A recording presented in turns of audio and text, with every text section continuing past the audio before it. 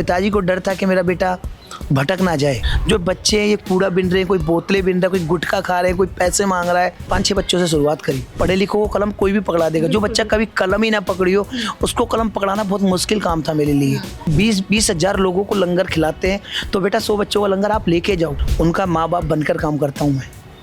रोता हूँ मैं अकेला बैठ के इस मंदिर के अंदर। मुझे कोई IPS IAS या डॉक्टर या टीचर नहीं बनाना, मुझे इनकी पीढ़ी चेंज करनी है। मैम जर्मनी से लोग आए थे, अमेरिकन मैगजीन में, अमेरिका की एक मैगजीन में मेरी पाठशाला के बारे में छपाई।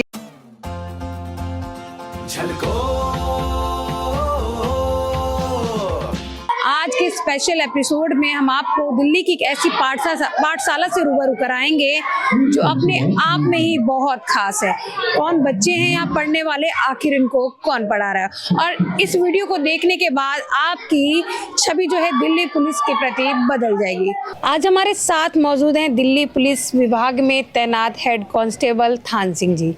तो सर, सबसे पहले हमारे चैनल में आपका स्वागत है। नमस्कार मैडम। तो सर, ये जानना चाहेंगे हमें कि पाठशाला की शुरुआत कैसे हुई? क्या आपके जीवन में ऐसा क्या हुआ कि पाठशाला की शुरुआत की आपने?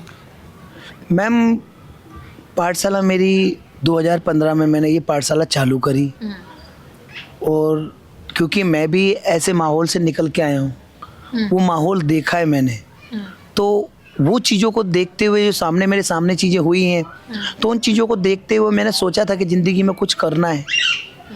और जब वर्दी मिली तो मैं ये सोचा इससे बढ़कर अच्छी चीज़ क्या है। किस तरीके के माहौल से आप निकल कर आए? क्या मतलब माता पिता का बैकग्राउंड क्या रहा आप? मैम मेरे माता पिता प्रेस करते थे, और मैं भी उनके संग जाता था। कहाँ? दिल्ली में ही? दिल्ली में विष्णु गार्डन में। अब भी मेरी दुकान है, मेरे पिताजी अब भी उस प्रेस की दुकान में, मेरा छोटा भाई प्रेस करता है।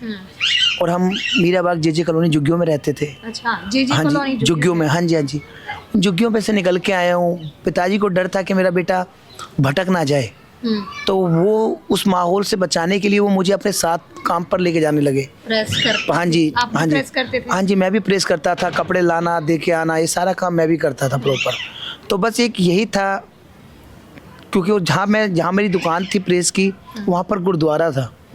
गुरुद्वारे पे मैं बड़े बड़े लोगों को सेवा करते हुए देखता था, तो मैं भी सोचता था भगवान मेरे को भी मौका मिलेगा ना तो मैं भी सेवा करूँगा लोगों की। कैसे करूँगा?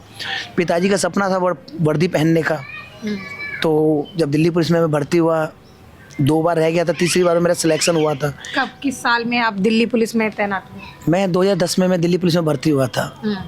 जब मैं भर्ती हुआ दिल्ली पुलिस के अंदर, तो मैंने सोचा, फिर 2012-13 के अंदर जब मैं आया, फिर 2015 के अंदर मैंने देखा यहाँ पर पहले अपनी कोशिश करने का प्रयत्न किया कि मैं क्या कर सकता हूँ। देखा कि मैंने जब मेरे को एरिया यही मिला, तो मैंने सोचा इस एरिया के अंदर जो बच्चे हैं ये कूड़ा बिन रहे हैं, कोई बोतलें बिन रहा है, कोई गुटखा खा रहे हैं, कोई पैसे मांग रहा है, बड़े बड़े टूरिस्ट वगैरह आते थे, तो मुझे बड़ा अजीब सा लगा। मैंने कहा क्यों ना इन बच्चों के लिए मेरा छोटी सी अगर कोशिश कर सकूँ, तो क्यों मैं अपने हाथों से कोशिश क्यों ना करूँ। तो मैंने एक छोटी सी कोशिश करी इस मंदिर के प्रांगण में। सबसे पहले उनके बच्चों के माँ बाप के पास गया और उन्हें अपने तरीके से समझाया कि मैं क्या बोलते थे सर आप? मैंने कहा देखो, मैं भी उन गरीबी रेखा से निकल आया हूँ, और मैं भी मजदूरों का बच्चा हूँ। तो बस आपसे यही प्रार्थना करता हूँ, भरोसा करते थे। हाँ, उन्हें पहले भरोसा दिलाया कि आप अपने बच्चों को पढ़ाओ, और पढ़ाई की वैल्यू बहुत बड़ी है। तो उन बच्चों को समझाया, उनके माँ बाप को। उनके माँ बाप जब समझने लगे तो फिर उनको राजी कर दिया। तो क्योंकि मैम किस बच्चे का दिल है कि पढ़ना नहीं चाहता? बिल्कुल, बच्चे तो पढ़ना चाहते हैं, बस माहौल था नहीं। उसको माहौल को मैंने कोशिश करी देने की। फिर यहाँ पर मैं बेसिक चुपचाप से, यहीं की एक लड़की थी, उसी को यहीं पे लगा दिया कि आप पढ़ाते रहो, बच्चों की पढ़ाई से कोई कंप्रोमाइज़ नहीं चाहिए। उन्हें खाना पीना ये सब चीज़, छोटे छोटे आइटम सब देता रहा। फिर उन्हें पढ़ाई का मैंने छोटा सा एक साधन उनके लिए बांध दिया। मैंने किसी को नहीं बताया। कितने बच्चों से शुरुआत हुई थी? मैंने 5-6 बच्चों से शुरुआत करी। मैंने किसी को नहीं बताया थी कि मतलब एक दिन इतना बड़ा कारवां हो जाएगा। मैम उम्मीद तो बिल्कुल भी नहीं थी। बस ये था कि जब तक मैं यहाँ पर हूँ तब तक मैं ये कोशिश कर लूँ। करता गया। जब 5-7 बच्चे से 8-10 बच्चे हो गए, 10 से 15 बच्चे हो गए, 15 से 20 बच्चे हो गए, 25-30 बच्चे हो गए, तो बच्चे बढ़ते चले गए। आसपास के लोगों को मैंने सीधा ये नहीं कि कलम पकड़ा दी हो। मैम क्या कहते हैं, पढ़े लिखो को कलम कोई भी पकड़ा देगा। जो बच्चा कभी कलम ही ना पकड़ी हो उसको कलम पकड़ाना बहुत मुश्किल काम था मेरे लिए। उन्हें मैं पुलिस की तरह नहीं, मैंने उनसे अपने परिवार की तरह ट्रीट करता था उन बच्चों को, ताकि उनके दिल के अंदर एक जो वहम है ना पुलिस के प्रति, वो ख़त्म करना था। उनको डर ना रहे, उनको खौफ ना रहे। तो बस ये चीज़ें मैंने सारी चीज़ें सोची और फिर वही चीज़ मैंने उनके बीच में रह के करी। उनके संग बर्थडे बनाए, उनके त्योहारों में गया उनके साथ, क्योंकि जितना जब भी मुझे टाइम मिलता था तो मैं उन लोगों के पास चले जाता था, उन लोगों की तकलीफ़ें सुनता था, उन लोगों को भरोसा दिलाता था कि आप चिंता मत करो। जो उनके डर में, दिल में डर था ना पुलिस के प्रति, उस डर को मुझे ख़त्म करना था। क्योंकि लोग, जो गरीब लोग होते हैं ना, वो पुलिस से डरते बहुत हैं, तो वो डर मुझे ख़त्म करना था। उनके दिल में जाके, उनके दिलों में बस के उन्हें विश्वास दिलाया। आज यहाँ पर जितने भी एरिया के अंदर आप मेरे बारे में किससे पूछ सकते हो तो वो बता देंगे क्या कहते हैं वो मेरे लिए, क्योंकि मैंने उन लोगों के अंदर अपना एक प्यार कमाया है। क्या कह के बच्चे बुलाते हैं आपको प्यार से? मुझे ये तो थान सिंह अंकल कहते हैं। अंकल कहते हैं? हाँ जी, क्योंकि जब ये 2020-21 में कोविड टाइम में भी मैं इन लोगों के साथ ही था। अच्छा। कहाँ यहीं पर ही खाना बनता था इन बच्चों को, खाना खिलाना, किसी भी कोविड टाइम में भी हमने इस मंदिर में ही पढ़ाया इन बच्चों को। मंदिर कैसे, मतलब लाल किले की पार्किंग के अंदर ये मंदिर चल रहा है, तो कैसे मतलब परमिशन मिल गई? और मैम परमिशन नहीं मैम, ये देखिए ये लाल किले में इनके माँ बाप काम करते हैं। अच्छा। जब जिसके माँ बाप काम करते हैं, अगर उनके बच्चे पढ़ जाएं तो इससे बढ़कर चीज़ क्या है। लाल किला, कुतुब मीनार, हुमायूं टॉम, ये सब जगह काम कर रहे हैं, तो क्या इनको पढ़ने का अधिकार नहीं है? बिल्कुल है सर। क्या इनके पास, क्या इनका दिल नहीं करता कि हम भी पढ़ाई करें, हम भी खेले कूदें, हम भी अच्छी अच्छी चीज़ों में पार्टिसिपेट करें? बस क्या है, अगर थोड़ा सा इनको अगर हम सहारा दे देना तो वो सहारा इनके लिए भगवान के एक रास्ता बन जाता है। और भगवान ने इस मंदिर के अंदर शिक्षा से बड़ी चीज़ क्या होगी, और वो शिक्षा का हमने प्रांगण यहाँ पर चालू किया। जब 2020-21 में मेरे पुलिस ऑफिसर्स को पता चला, मेरे सीनियर अफसरों को पता चला, तो उन्होंने मेरे इस काम की बहुत प्रशंसा की। मेरे सीनियर ऑफिसर्स ने मुझे बुलाया, हमारे जो मुखिया रहे कमिश्नर साहब ने मुझे बुलाया, अप्रिशिएट किया। और तो जब पूरे पुलिस महकमे में पता चलता गया तो उन्होंने इस काम के लिए मेरी काफ़ी तारीफ़ हुई। तो बड़ा खुशी हुई मुझे कि मैं इतना अच्छा काम हुआ मेरे हाथों से। और सबसे बड़ी बात क्या है, खुशी मुझे इस चीज़ की मिली कि इन लोगों के साथ अब और आगे साथ बढ़ जाएगा। फिर जब मेरे अफसरों को पता चला, मेरे डीसीपी नॉर्थ साहब ने इन स्कूलों में इन बच्चों के एडमिशन करा दिए। पहले हम इनमें बेसिक शिक्षा देते थे, फिर जब मैंने इनसे पूछा कि बेटा तुम स्कूल भी जाना चाहते हो, यहाँ तो पढ़ते क्योंकि मेरे पास शिक्षा थी, प्रमाण नहीं था। बिना प्रमाण के आप कोई भी पढ़ाई, आपकी वैल्यू नहीं है। तो प्रमाण देने के लिए मैंने इन बच्चों के स्कूलों में एडमिशन कराए, मेरे सारे अफसरों ने। जब एडमिशन कराए तो सारे बच्चों ने स्कूल में टॉप किया, यानी 9 बच्चों ने टॉप किया। मैंने 30 बच्चों का एडमिशन कराया। दूसरी बार रिजल्ट आया दूसरे साल तो 17 बच्चों ने टॉप किया। तो इस तरीके से लोग कारवा बढ़ता चले गया। आसपास में राजघाट, विजय घाट, शांतिवन, लोगों को पता चलता चले गया कि यहाँ पर तो बहुत अच्छी फैसिलिटी है, बहुत अच्छा वो है। तो फिर सब जब अच्छा माहौल बन गया तो फिर कौन से माँ बाप चाहते थे कि हमारे बच्चा पढ़े नहीं, तो सब ने एक यही पहल की कि हम अपने बच्चों को पढ़ाएंगे यहाँ। और मैम देखिए, जब आप कोई भी एक अच्छा काम करते हो ना तो भगवान आपका साथ ज़रूर देता है। उस कड़ी में साथ देने के लिए जब मुझे लगा तो भगवान ने अपने आप एक रास्ता खोल दिया गुरुद्वारा शीशगंज साहब का। उन्होंने मुझे, जब मैंने सोचा कि लंगर की बात इनसे की जाए, तो उन्होंने कहा जब हम 20 हज़ार लोगों को लंगर खिलाते हैं तो बेटा 100 बच्चों का लंगर आप लेके जाओ। मैं उनका बहुत बड़ा आभारी हूँ कि उन्होंने इन 100 बच्चों के लिए 3 साल से कंटिन्यू खाना चल रहा है उन बच्चों का। तो मैम हर लोग मेरे साथ जुड़ रहे हैं आज इस पाठशाला में। जैसे आपने बताया विजय घाट, राजघाट, दूर दूर से बच्चे आ रहे हैं पढ़ने के लिए इस पाठशाला में, तो इनका आना जाना कैसे होता है? मैम इनका आने जाने के लिए यहाँ पर ये रिक्शा रखा हुआ है मैंने। अच्छा। ये रिक्शा यहीं खरीदा हुआ है, पर्सनली रिक्शा मैंने खरीदा हुआ है यहाँ पर। अच्छा। ये रिक्शा परमानेंट यहीं रख रखा है। और इन बच्चों को लाने ले जाने के लिए और 2-3 रिक्शे और भी हैं। दिल्ली गेट से आते हैं, कश्मीरी गेट से आते हैं। तो मैं आसपास के बच्चे जो पढ़ना चाहते हैं, जो पढ़ाई से वंचित रह जाते हैं, उन बच्चों को ला रहा हूँ। क्योंकि आपको पता है क्राइम में जो बच्चे को इन्वॉल्व कर रहे हैं वो छोटे छोटे बच्चों को कर रहे हैं। अगर हम छोटे बच्चों को, थोड़े बच्चों को अगर समझा देते हैं तो इससे बड़ी बात क्या होगी। जब 4 बच्चे समझेंगे तो वो 8 बच्चों को समझाएंगे, 8 बच्चे समझेंगे तो 16 बच्चों को समझाएंगे, तो बहुत फ़र्क पड़ता है। और जब स्कूल जाने के बाद, और फिर सबसे बड़ी बात क्या है, आज मेरे संग माता सुंदरी कॉलेज की NSS वॉलंटियर मेरे साथ है, कम से कम 100 से ऊपर लड़कियाँ, जिन्हें एक खौफ था कि पुलिस ऐसी होती होगी, ऐसी होती होगी। जब उन्होंने आके देखा कि यहाँ तो पुलिस का दूसरा रूप है। इन बच्चों के किसी के माँ नहीं है, किसी के पिताजी नहीं है, उनका माँ बाप बनकर काम करता हूँ मैं। रोता हूँ मैं अकेला बैठ के इस मंदिर के अंदर। क्यों? कि मतलब इनके माता पिता नहीं, और कहीं पर आप कहीं ना कहीं इनका सपना वो पूरा कर पा रहे हैं। जो एक पुलिस की छवि थी मैं पर्सनली बात कहूँ तो मेरे नज़र में भी एक पुलिस की छवि उतनी अच्छी नहीं थी, पर आपको देखकर बहुत सारे लोग मोटिवेट होंगे आपकी कहानी से, आपके जो आप काम कर रहे हैं, तो अभी तो कोई बदलाव आया है? मैम बदलाव मैं नहीं कहूँगा आपको, बदलाव इन बच्चों से पूछिए आप। इन बच्चों ने ना वो सपने मेरी वर्दी के अंदर देख लिए। अब मैं सोच रहा हूँ कि अगर मुझे कोई IPS IAS या डॉक्टर या टीचर नहीं बनाना, मुझे इनकी पीढ़ी चेंज करनी है, जो इनकी पूरे परिवार के अंदर 5वीं क्लास तक कोई नहीं पढ़ा, ताकि इन बच्चों को शिक्षा मिल जाए, ताकि थोड़े बहुत पढ़ लिख जाए बच्चे, जो आने वाली अगली पीढ़ी है उनको ये पढ़ा सकें।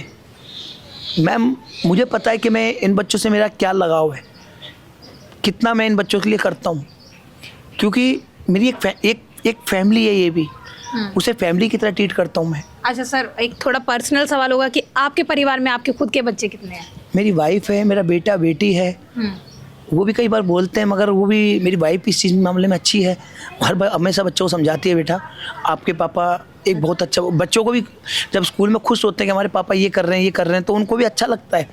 बच्चों का भी सपोर्ट है थोड़ा बहुत, वाइफ का तो सबसे बड़ा सपोर्ट है, वाइफ का सपोर्ट नहीं होता तो मैं ये कुछ भी नहीं कर पाता। तो आप अपनी सैलरी का जो भी अमाउंट, कुछ अमाउंट तो यहाँ पे भी देते होंगे डेफिनेटली। मैम देखिए, आज यहाँ पर 60 टीचर मैंने परमानेंट रखी हुई है, जिनको पेड कर रहे हैं। कोई किसी अफसर ने कह दिया कि मैं इसकी पेड मैं करूँगा, किसी ने ये कह दिया, तो इस तरीके से सब लोग जुड़ रहे हैं।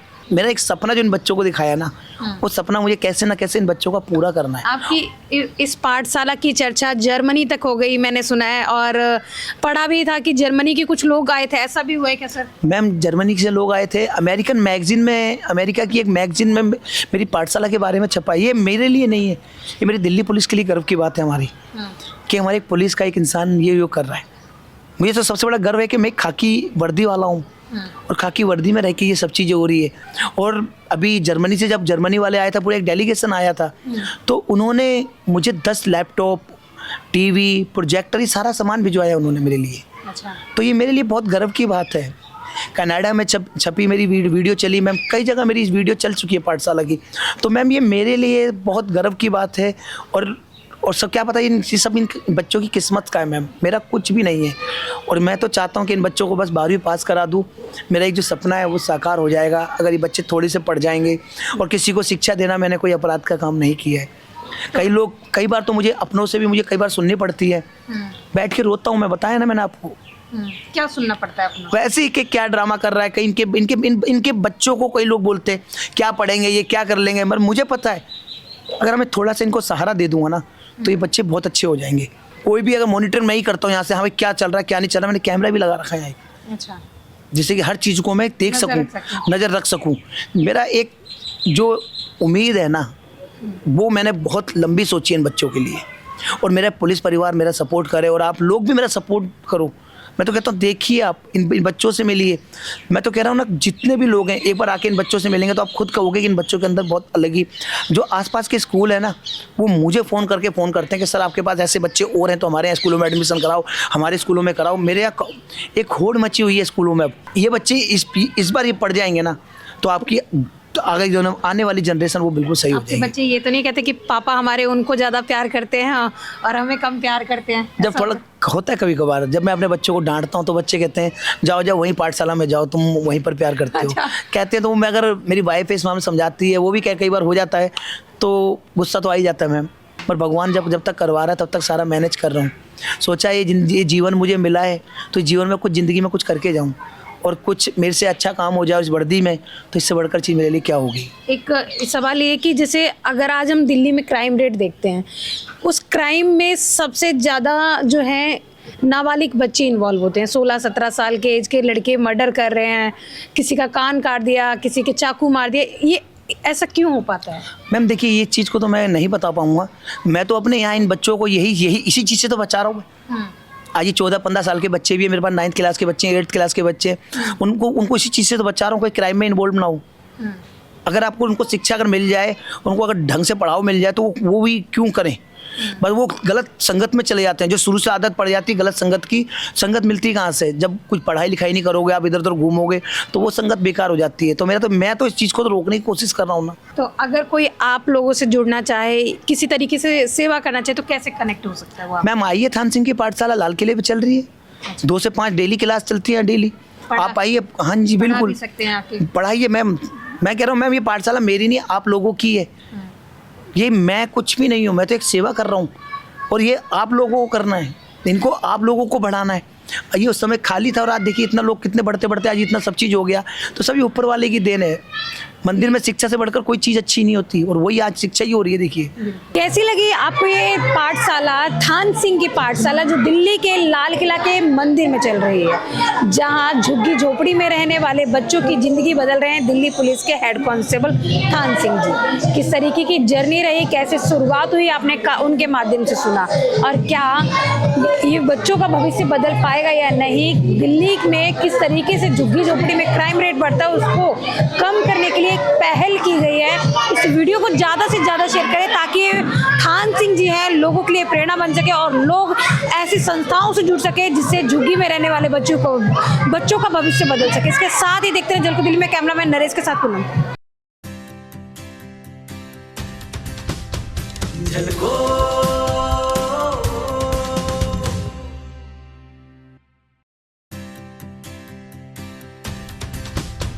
झलको